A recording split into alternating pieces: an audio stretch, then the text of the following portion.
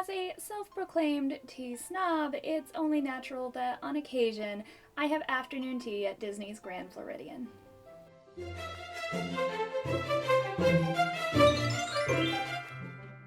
The Grand Floridian's afternoon tea is served in the lower level of the lobby in the Garden View Lounge. If you're looking to get away from the hustle and bustle of a typical afternoon at Disney, afternoon tea is the perfect choice. Tea at the Floridian is a beautiful and elegant, classy way to spend some time, very different from the majority of the experiences at Disney. I really enjoy getting away from all that hubbub and high-paced energy and just having a nice little couple hours that are just calm and relaxing and beautiful. The Floridian is not the best afternoon tea I've ever had. It's pretty good, pretty standard. There's nothing really wrong with it, but it hasn't really changed in years. It's pretty much the same menu. A few teas have come and gone, especially when they started using Twining's tea in particular on Disney property, but it's otherwise pretty much stayed the same. That's not to say it's bad, but if I've already had tea there 2 or 3 times, I'm not likely to want to take time away from other Disney experiences that I haven't actually had a chance to take part in for something that I have now done the exact same experience multiple times, and since it's a meal, it's an in-addition cost, whereas there are so many things that are included with Disney that I haven't had a chance to check out yet. And as far as meals go, there's a whole bunch of restaurants I haven't tried yet, so possibly, unless I'm with somebody else who wants to do tea there and hasn't yet, I'm probably not going to be doing tea at the Floridian again for a while. That being said, we had a lovely time, and I really don't have anything negative to say about the tea. We ordered the Bedfordshire tea, which includes, scones with jam and lemon curd and cream, and there were some delicious sandwiches, and of course you get dessert.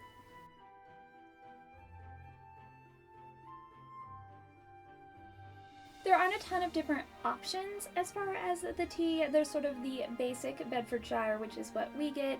Then there are a few packages you can add on, including cheeses or champagne. But beyond that, you only really get to choose your actual tea that you're going to drink, because every person gets their own pot of tea, and you get to choose between one of 3 desserts. They have a pretty decent tea selection, nothing too crazy or off the wall, but still there's some really good options. There's sort of something for everyone on this list.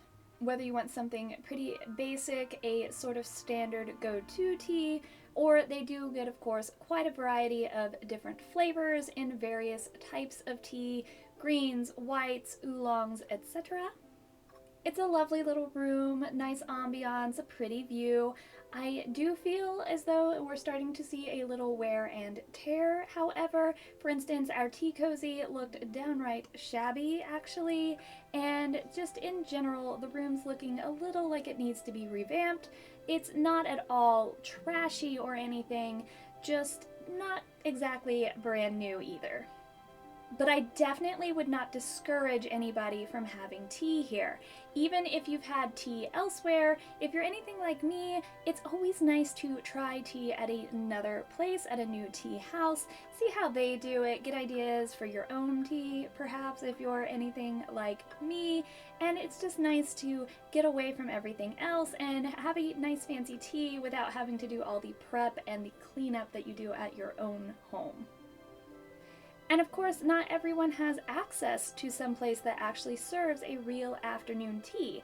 So if you've never had it before, it is a perfectly lovely experience. I definitely think it's worth trying.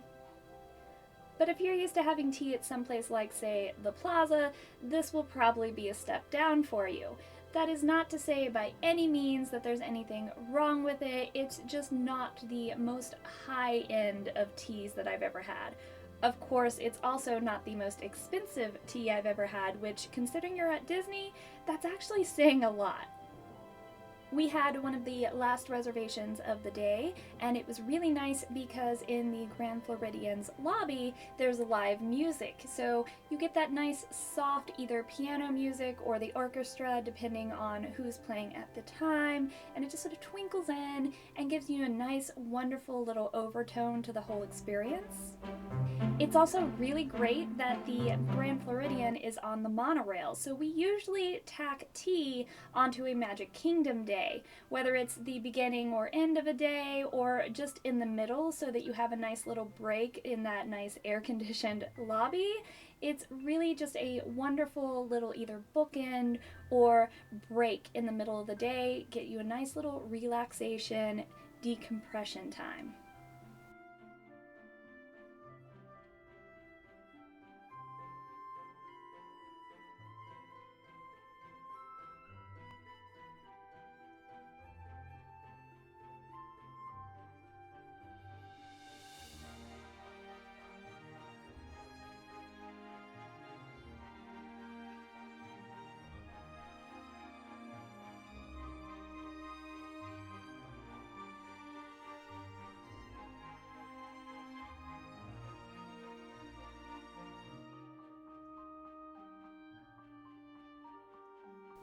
If you're looking to have tea at the Grand Floridian, I really hope that this was helpful for you, and I really do suggest this as a wonderful Disney experience. If you have had tea at the Grand Floridian, I hope you'll leave a comment down below and tell me what you thought of the experience. Do you think it was as wonderful as I did, or were you a little disappointed? It'd be great to hear from you and see what you have to say. I hope you have a beautiful day, and I'll see you next time.